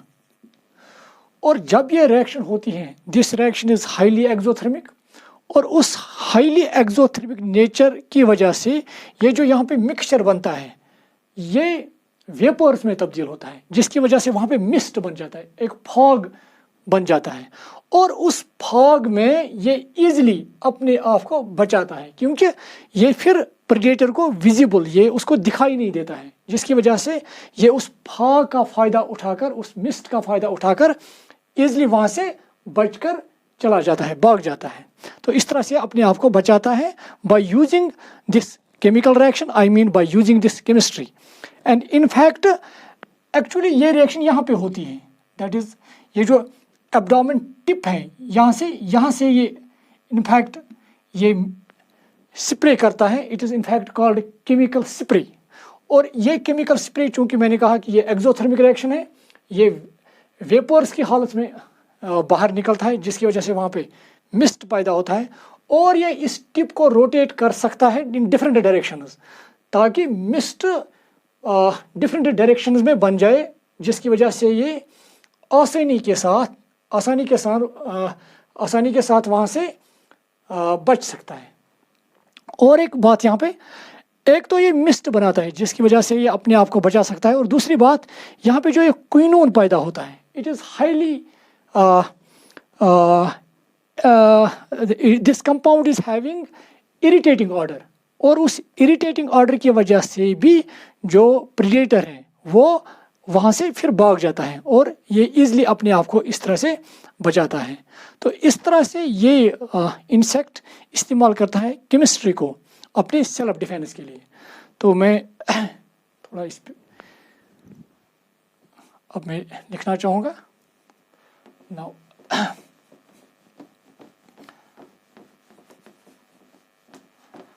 तो हम इस तरह से लिखेंगे अब इसका, some insects like bombardier beetle use chemical spray for its self defense. In fact, when some predator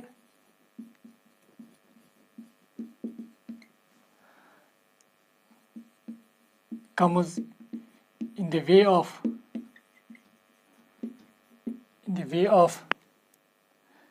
bombardier beetle,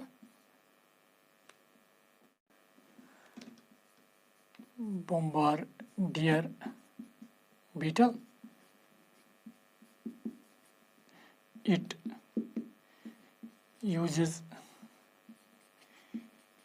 chemical reaction between hydroquinone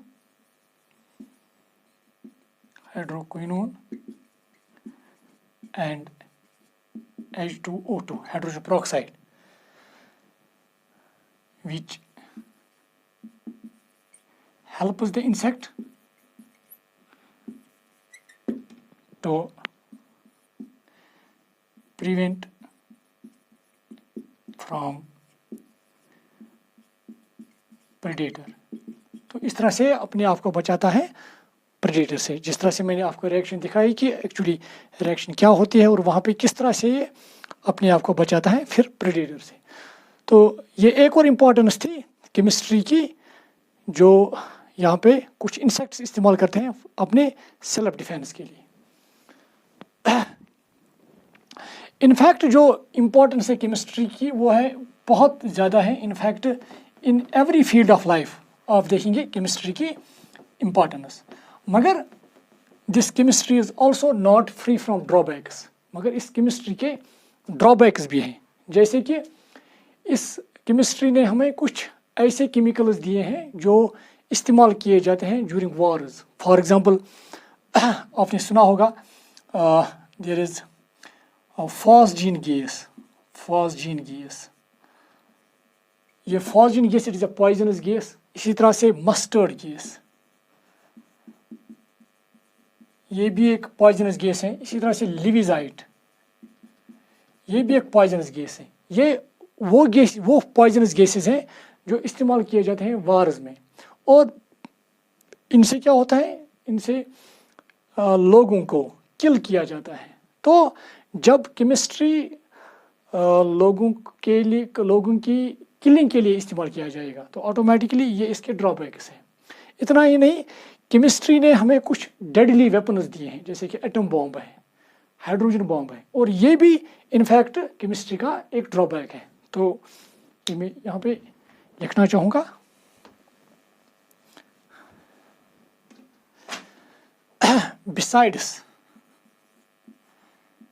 besides innumerable advantages of chemistry, besides innumerable advantages of chemistry, the chemistry is also not free from drawbacks. It is not free from drawbacks because it has given us some poisonous gas. Chemistry has given us poisonous gases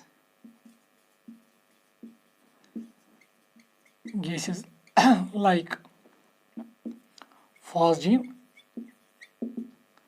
mustard gas, livizite,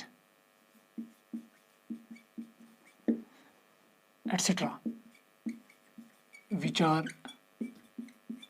used during wars. Not only these poisonous gases, chemistry has also given us some deadly weapons like atom bomb and hydrogen bomb. Chemistry has also given us deadly weapons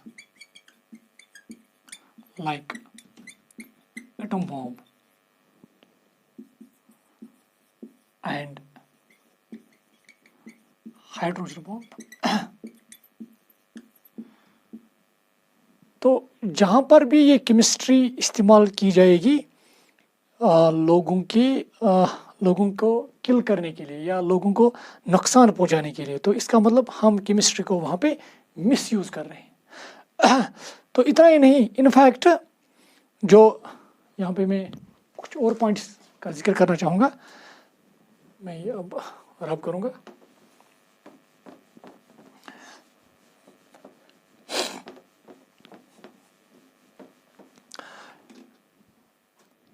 in fact जो chemistry ने बहुत सारे medicine हमें दिए हैं, मगर अगर जैसे कि एंटीबायोटिक्स हैं, एंटीबायोटिक्स से हम बहुत सारी डिजीज़ को क्योर करते हैं, और इतना ही नहीं कि बल्कि इन्फेक्शन को बहुत हद तक हमने इरेडिकेट किया है बहुत डिजीज़ में। मगर ये देखा गया है कि अगर इनका एक्सेस में यूज़ किया जाता है एंटीबायोटिक्स का, तो इसके बहुत ही डेंजरस साइड इफ़ेक्ट्स हैं। तो एडवांटेज होने के बावजूद एक्सेस में यूज़ करने पे इन मेडिसिन का ड्रॉबैक भी है। तो यहाँ पर मैं ये पॉइंट भी यहाँ पे लिखना चाहूँगा। एंटीबायोटिक्स दो used to cure various diseases, but their excess use has various dangerous side effects. इनके फिर साइड इफ़ेक्ट्स भी हैं। एक और चीज़ कि मैंने एक बात ये भी कहा कि जो पॉलीमर्स हैं, जो हम पॉलीमर्स बनाते हैं but by using different chemical reactions, तो एक पॉलीमर का मैंने जिक्र किया था पॉलीविनाइल क्लोराइड। जो पॉलीविनाइल क्लोराइड है वो मैंने कहा क्या प्लास्टिक पाइप्स बनाने के लिए भी इस्तेमाल किया जाता है और भी बहुत सारी जगहों पे इस्तेमाल किया जाता है। उसमें जो मोनोमर हम इस्तेमाल करते हैं जिसे वो पॉलीविनाइल क्लोराइड बनाया जाता है, that is called vinyl chloride. Vinyl chloride से ही हम पॉलीविनाइल क्लोराइड बनाते हैं जो एक पॉलीमर है, ठीक है ना। मगर ये देखा गया है कि जो विनाइल क्लोराइड है कि जो वर्कर्स इन इंडस्ट्रीज में काम करते हैं जहाँ पे उनको विनाइल क्लोराइड के साथ डील करना पड़ता है, उनको इनफैक्ट लिवर कैंसर होता है। सो ये भी एक ड्रॉबैक है। तो यहाँ पर ये पॉइंट में भी लिखना चाहूँगा, it is found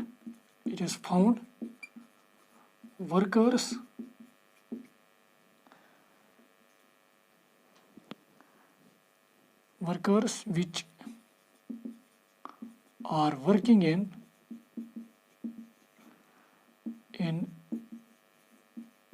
industries where vinyl chloride is a raw material,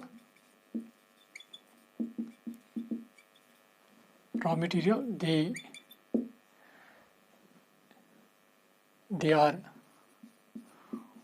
prone to liver cancer,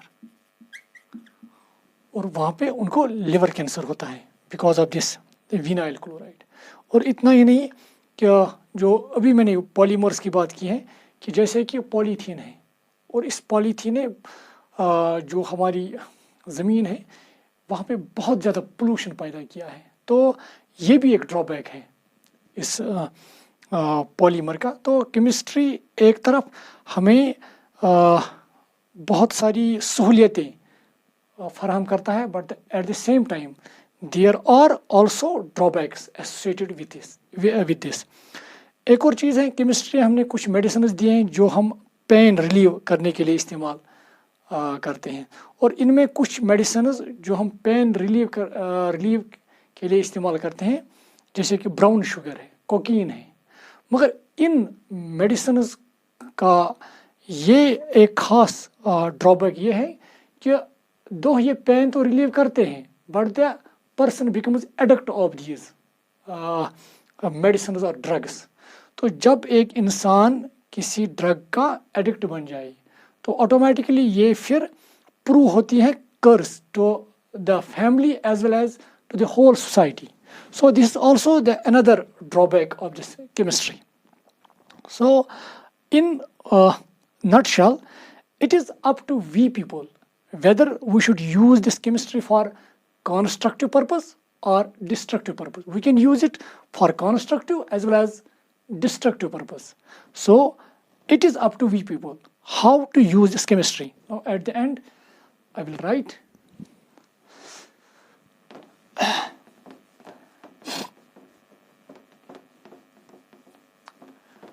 तो लास्ट पे मैं यहाँ पे एट लास्ट, ये आप लिखेंगे इस पे at last chemistry can be used. हम केमिस्ट्री से अच्छी चीज़ें भी बना सकते हैं मगर कुछ ऐसी चीज़ें भी बना सकते हैं जो दूसरों के लिए, अपने खुद के लिए एक मुसीबत बन सकते हैं। तो at last chemistry can be used, at last chemistry can be used for constructive as well as destructive purpose, and it is up to we people to decide. अब ये हम पर मुनहसर है कि हम इसको किस तरह से इस्तेमाल करें। सो दिस वाज जो मैंने बताया कि केमिस्ट्री हम कैसे डिफ़ाइन करते हैं और इस केमिस्ट्री की जो एप्लीकेशंस है या इम्पॉर्टेंस है उनका जिक्र हमने किया। इनफैक्ट हमने कुछ ड्रॉबैक्स का भी जिक्र किया यहाँ पे। तो ये था केमिस्ट्री के बारे में और इसकी इम्पॉर्टेंस के बारे में। एट लास्ट हम ये पॉइंट्स इसका लास्ट पे फिर जिक्र करना चाहेंगे एट द एंड नाउ। तो ये था regarding chemistry and it's importance. तो इस लेक्चर का मैं एक ओवरव्यू आपको देना चाहूँगा। पहले हमने पढ़ी कि केमिस्ट्री किसको बोलते हैं, हाउ टू डिफाइन केमिस्ट्री। और मैंने कहा कि केमिस्ट्री साइंस का वो ब्रांच है जिसमें हम डील करते हैं मैटर से, डील करते हैं। और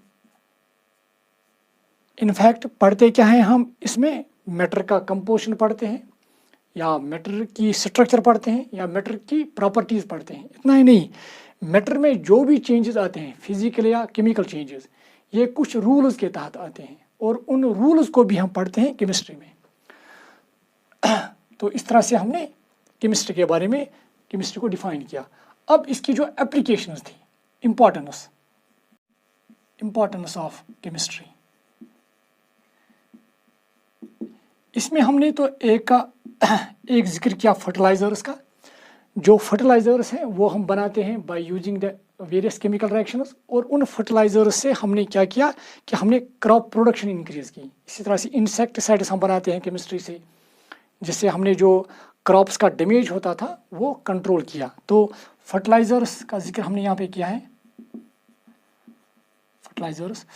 दूसरा पॉइंट हमने यहाँ पे जिक्र किया है जो इम्पोर्टेंस ऑफ केमिस्ट्री में हमने बताया, दैट इज इन मेडिसिन्स।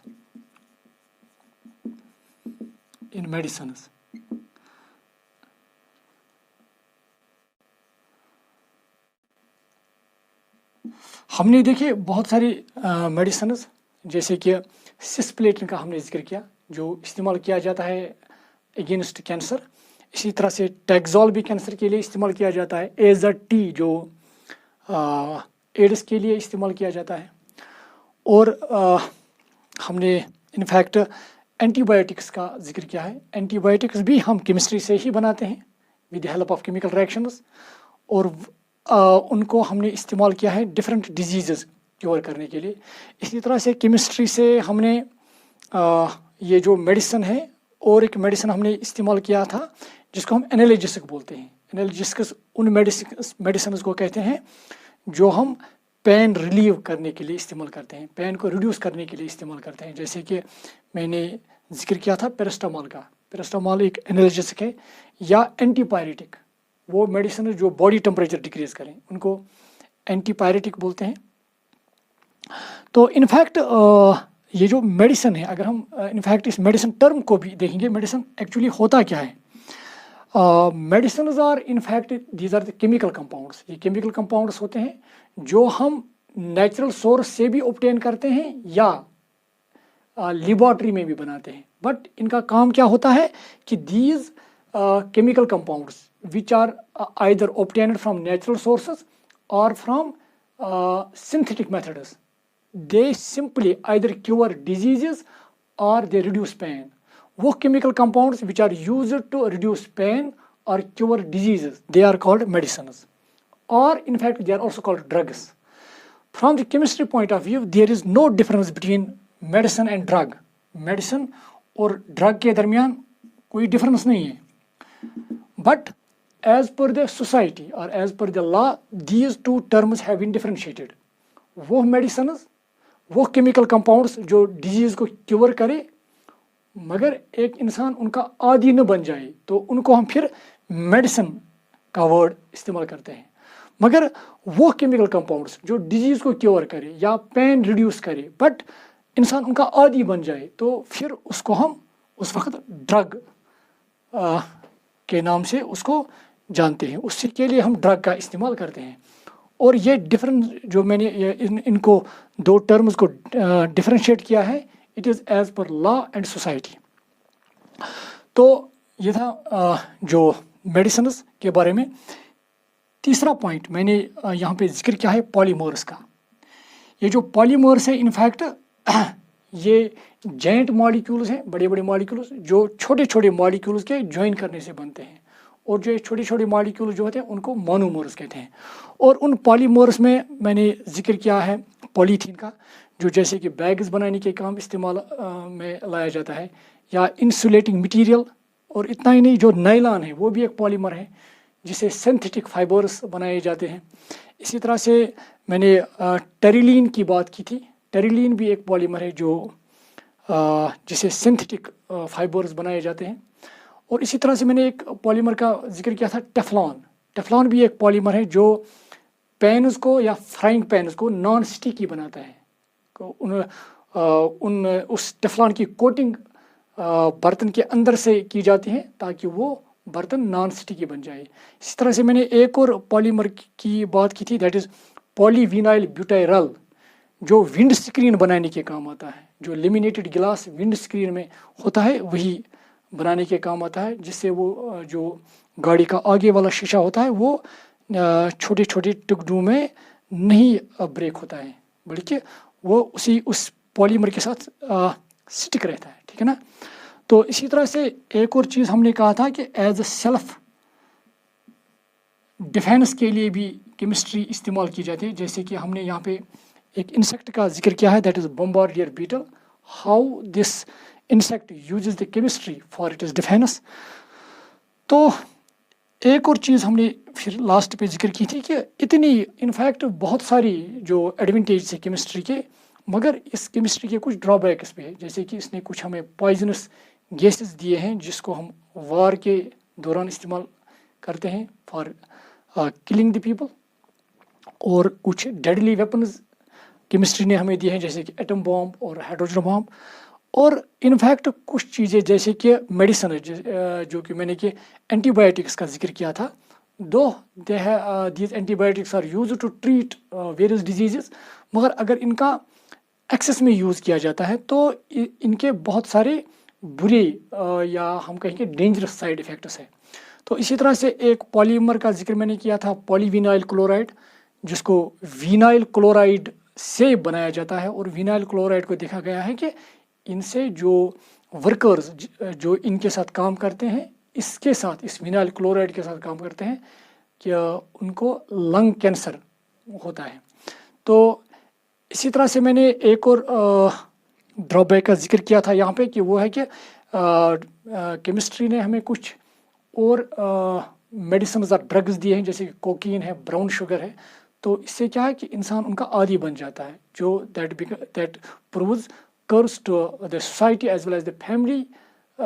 इस तरह से पूरी वो सोसाइटी तबाह होती है ऐसी चीज़ों से। तो अब इनफैक्ट अब केमिस्ट्री जो है, क्या हम कहेंगे कि इसके एडवांटेजेस है या ड्रॉबैक्स है। In fact it is up to we whether we should use it for constructive purpose. हम इसको कंस्ट्रक्टिव पर्पस के लिए भी इस्तेमाल कर सकते हैं, but we can also use it for destructive purpose. So अब हम पर ये मुनहसर है कि हम इसको कैसे इस्तेमाल करें, क्या किस तरह से हमें चाहिए कि हमें केमिस्ट्री इस्तेमाल करें लोगों की भलाई के लिए। So this was all for this topic. Thank you dear students.